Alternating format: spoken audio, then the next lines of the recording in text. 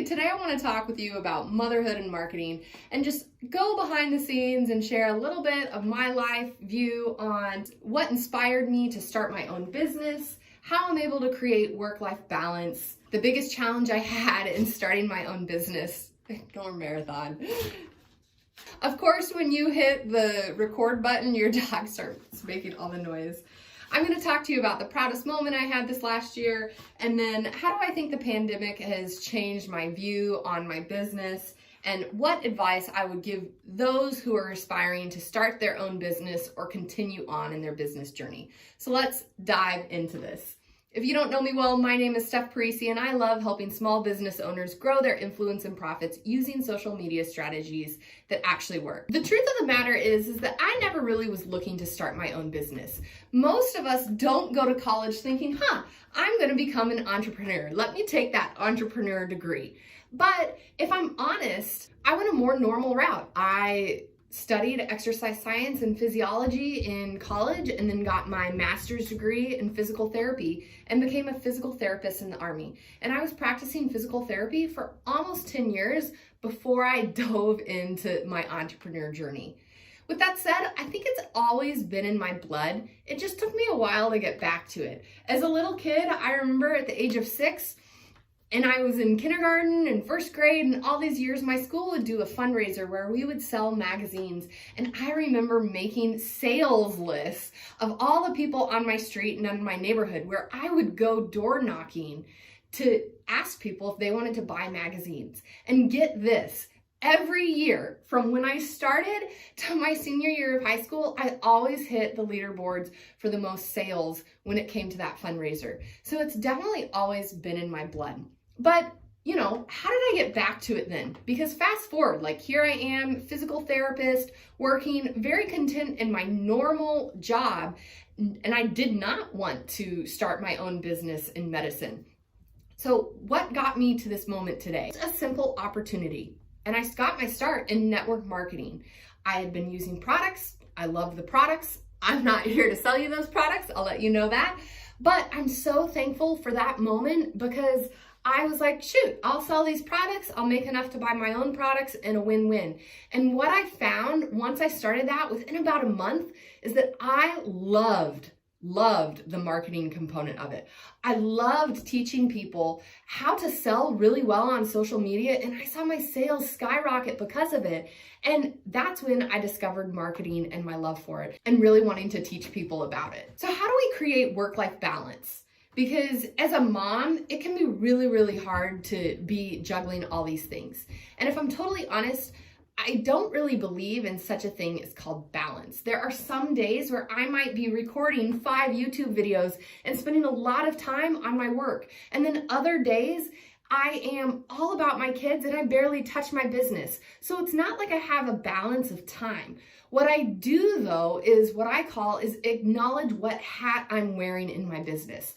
So as a mom, I have my mom hat. I have my work hat. I have my, this is Stephanie time hat.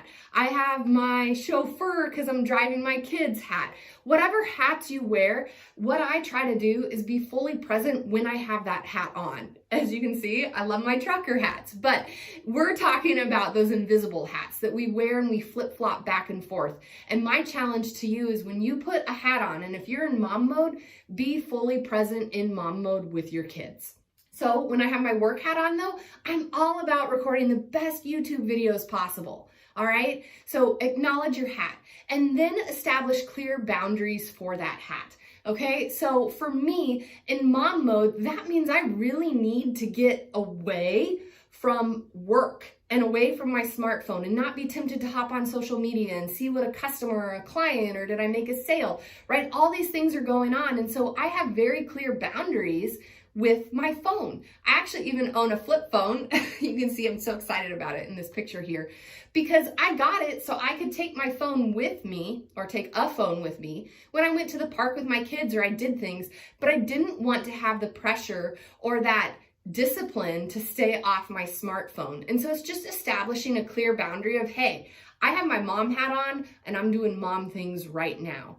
And so setting up clear boundaries can be really, really helpful. And that is boundaries across the board, be it for mom life, work life. With work life, For me, it means really communicating to my family, hey, I am doing this for work. This is a set block time, right? So establish those boundaries, and then the more you do it, the easier it gets. Get used to saying, hey, I'm gonna put my work away at a certain time. It can be really easy to just work all the time when you're an entrepreneur, and that isn't healthy. So set up some boundaries and know your hats, and that will establish a better system for you. Okay, that's fine and dandy stuff, but wow, the pandemic really shattered those boundaries, right? I agree. I had to make so many adjustments this last year in just being with my kids all the time. And so 2 top takeaways that I got from this last year with how I changed my business trajectory. Number 1 is the need for help, because I realized I couldn't go it alone. You might be in the position where hiring like a full-time staff member, whoop whoop, because I have mine now, yay, ags. You might not be in the position where you can hire a full-time staff member, but you can look for little ways to add help, okay? And this is what I did in the beginning. And it could be simple things, so adjust these for your life. But for me, it was buying a Roomba. Okay, making the investment, but I was spending a lot of time vacuuming my house at least twice a week because I have 2 dogs, right? Like I love Petey and Rue, but the hair was everywhere and I was always vacuuming. And so getting a Roomba helped me save some time. Another thing that I don't really love doing is cooking. And so with my husband being in the military, it was necessary for me to do the meals, which makes sense, right? He's gone at work or he'd be gone on a trip and we needed to eat. But I didn't want to just like be scrounging and not making something healthy. And so I opted in to do a meal delivery service because that suited me. And so that saved me some time and helped me. Something else that you could do if you're just starting out and you don't really have the money is enlist possibly a trustworthy family member to help you out in some way, shape, or form. For me, I hate bookkeeping, I'll be totally honest. And so thank God my mom, she's always been really good at that. And so I had her start helping me with some of the bookkeeping aspects of my business. Little things that could help out. And then I would pay her back often in products because she loved them. And then as you go on, it can look at something like hiring some help. You can get people that are part-time, full-time, and really that's gonna give you the ultimate leverage. So the first thing I found out with the pandemic was how much I needed help. So ask for help. It can be so hard to do as moms, but do it anyways.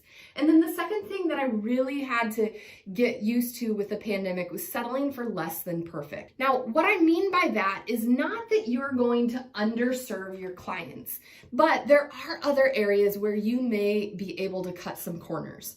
For me, an example of this that's so real life, even in the moment, is in most of my YouTube videos, I am wearing a hat, right? Now, this isn't because like, I was like, oh, I'm gonna establish my brand and have a hat on all the time.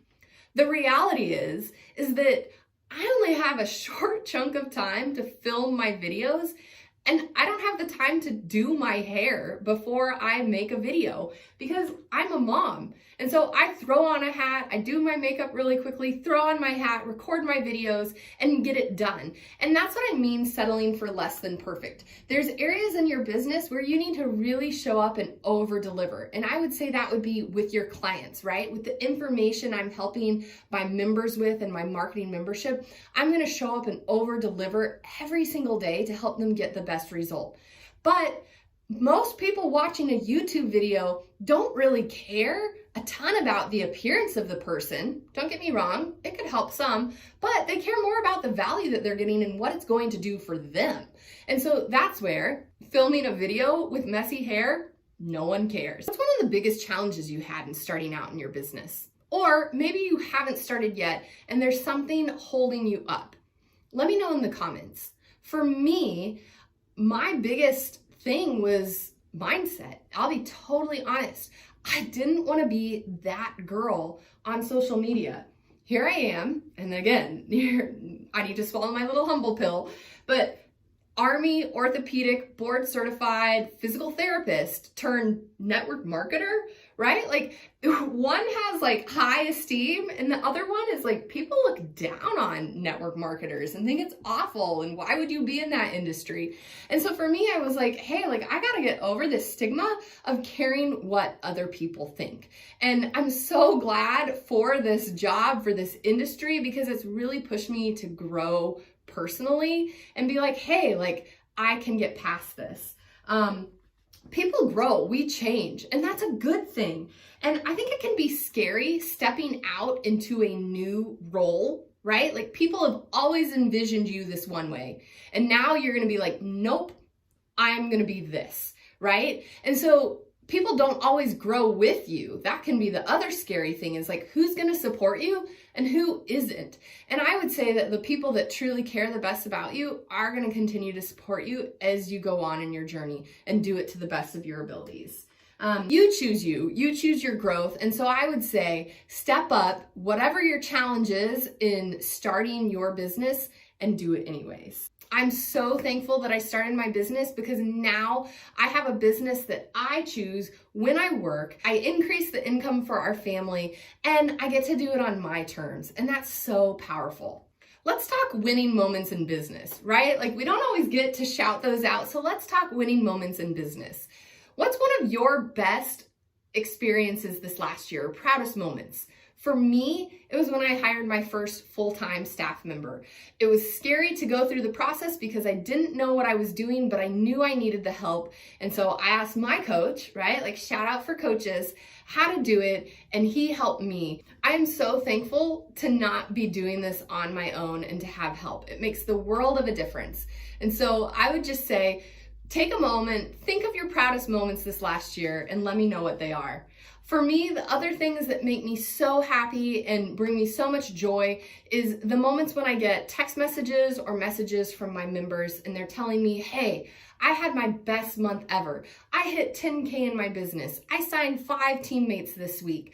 I hit top 100 in my company. It doesn't get better than seeing my members win on social media, because what I'm teaching is actually working for them and changing their life.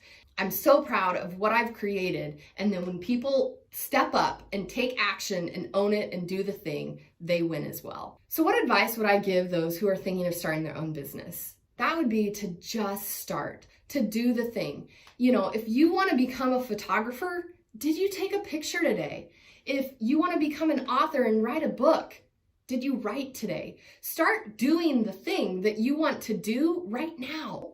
In your hand, you hold one of the most powerful tools, and I would encourage you to use it already, because you can teach, you can do whatever you want to do using that device and monetize it. And so I would encourage you, don't overthink your beginning. For me, I started with a Facebook group, an email list, and Square sales. That was it. And I started my business, and then it's grown significantly over the years, and I've gotten my website and I've gotten other things built up. But I didn't begin that way. I started simply by teaching people something that would help them in their business on social media. Very simple, but it helped people. They were willing to pay for it, and then moved on from there. And so that would be my encouragement to you, is just to start. If you found this video encouraging, hit that like button. Let me know in the comments like what you do in your business, how it's going, where you need help, and I'll show up and I'll make a video to help you. If you haven't hit the button to subscribe, I'd love it if you'd hit it. Share this video with your friends who need encouragement in their business, and I'll be back next week with another new video.